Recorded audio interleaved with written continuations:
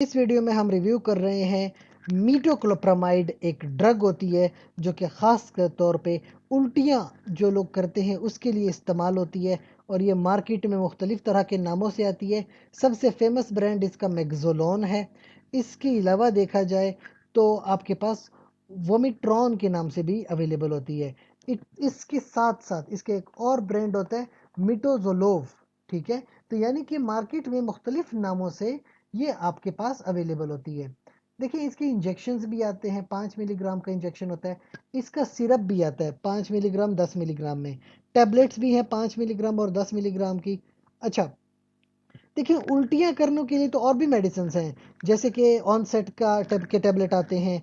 इसके अलावा ग्रेविनेट के टैबलेट्स आते हैं, तो वो भी तो आप रोज़मर्रा में इस्तेमाल करते हो। लेकिन ये जो मैक्सोलोन है यानी मिटोक्लोप्रामाइड, ये ऐसी ड्रग नहीं है जो आप रोज़मर्रा में इस्तेमाल करें।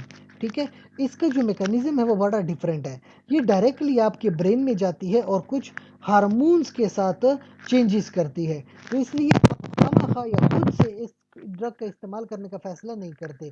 सबसे पहले तो जिन लोगों को कीमोथेरेपी इंड्यूस्ड नोजिया वॉमिटिंग है, क्या मतलब कि अगर उनको पहले से कोई मेडिसिन ले रहे हैं, सख्त किस्म की मेडिसिन ले रहे हैं, उसकी वजह से उनको उल्टियाँ आती हैं, तो इस तरह की कंडीशन में फिर इंजेक्शंस लगते हैं मैक्सोलोन के।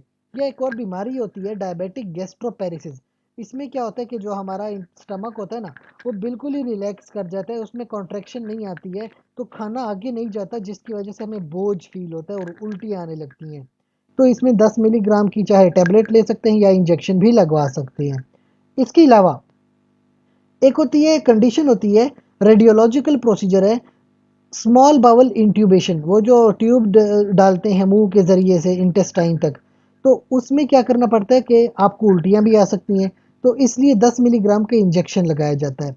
इसके अलावा एक और बीमारी होती है जर्ड की बीमारी, गैस्ट्रोइसोफेजियल रिफ्लक्स डिजीज़। इसमें तेज़ाबियत बहुत ज़्यादा हो जाती है और बहुत ज़्यादा जलन महसूस होती है, तो तब भी 10 से 15 मिलीग्राम तक की टैबलेट ली जा सकती है। लेकिन जैसे मैंने की बात की कि ये ड्रग जाती है आपके ब्रेन में। ब्रेन में दो तरह के हार्मोन होते हैं, डोपामीन और सीरोटोनिन। उन दोनों के साथ जाके ये चेंजेस करवाती है। और एक और चीज़ होती है एसिटाइल कोलिन, उसको सेंसिटाइज कर देती है। तो डोपामीन और सीरोटोनिन को क्या करती है, ब्लॉक करती है, और एसिटाइल कोलिन को सेंसिटाइज करती है, यानी डायरेक्टली ब्रेन में जाके आपके हार्मोन्स को चेंज करती है, जिसकी वजह से आपकी जो उल्टियाँ हैं वो तो रुक जाती हैं। लेकिन इस तरह की मेडिसिन आप खुद इस्तेमाल करेंगे तो नुकसान हो सकता है। कुछ इसके साइड इफ़ेक्ट्स भी हैं। एक तो बहुत ही कॉमन है, टार्डिव डिस्काइनेजिया।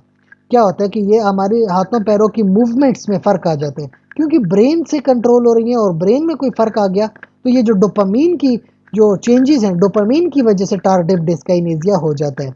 और लिहाजा अगर आपको कोई ऐसी प्रॉब्लम फील हो रही है तो फौरी तौर पर अपने डॉक्टर को लाजमी बताएं कि आपको ये प्रॉब्लम हो रही है, ताकि आपकी मेडिसिन को उसी टाइम पे रोक दिया जा सके और किसी बड़े नुकसान से आपको बचाया जा सके। तो ये थी आपके पास ड्रग मेटोक्लोप्रामाइड, जो कि अस्पतालों में खासकर आईसीयू में बहुत ज़्यादा इस्तेमाल होने वाली ड्रग है।